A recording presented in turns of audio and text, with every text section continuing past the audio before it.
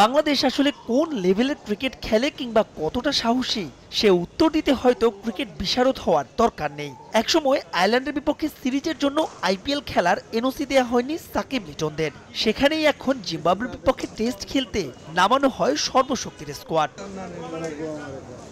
যদিও আন্তর্জাতিক ক্রিকেটে কোনো দলকেই খর্বশক্তি ভাবার উপায় নেই, তবে জিম্বাবুয়ের বিপক্ষে দল ঘোষণায় আপনি যদি সাহসী না হন, কবে কার বিপক্ষে হবেন সে প্রশ্ন আসবেই। তার উপর আবার এই সিরিজ টেস্ট চ্যাম্পিয়নশিপের অংশই নয়। আমাদের কিছু প্লেয়ার যারা রিপ্লেসমেন্ট হতে পারে তাদেরকেও রেডি রাখা জরুরি। সো জিম্বাবুয়ে বা এই ধরনের অপেক্ষাকৃত দুর্বল দল যদি হয় সেখানে তাদেরকে প্রস্তুত করাটাও জরুরি। এই বছরেই 6টা ম্যাচের মধ্যে কিন্তু আমাদের প্লেয়ারদের নিজেদের প্রস্তুতির যে বিষয়টা সেটা পুরোদমে করে নিতে পারবে। সেই জায়গা থেকে এই ম্যাচগুলোর মাধ্যমে আমাদের টেস্ট টিমের যে গোছানোর যে বিষয়টা, পারফরমেন্স কনফিডেন্সের যে বিষয়টা, সবগুলো কাজ করে নিতে হবে। অবশ্য এসব পরামর্শ থোপে টেকে নেই। শক্তিশালী স্কোয়াড ঘোষণায় প্রধান নির্বাচকের যুক্তি রেডি।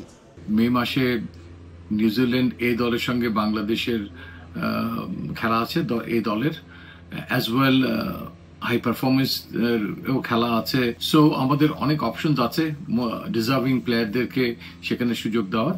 সে কারণেই আমরা আমাদের বেস্ট পসিবল প্লেয়ারদেরকে নিয়েই এই টেস্ট দলটি সাজিয়েছি। শ্রীলঙ্কার সঙ্গে জুন মাসে টেস্ট ম্যাচ আছে, সিরিজ আছে।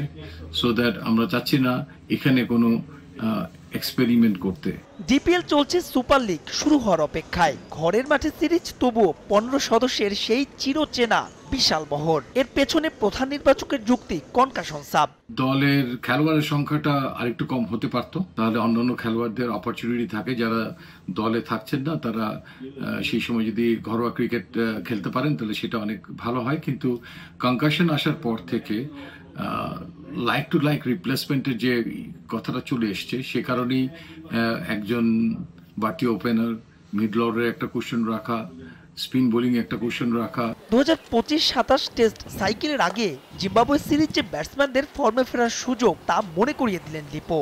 মানসিকভাবে প্রস্তুত থাকতে বললেন এবাদতদেরও।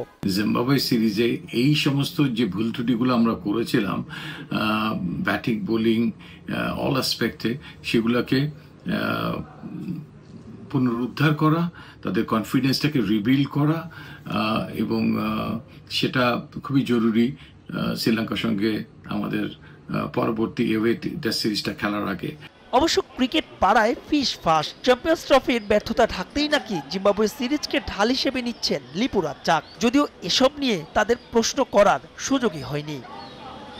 মাহবুব রিমন, সময় সংবাদ, ঢাকা।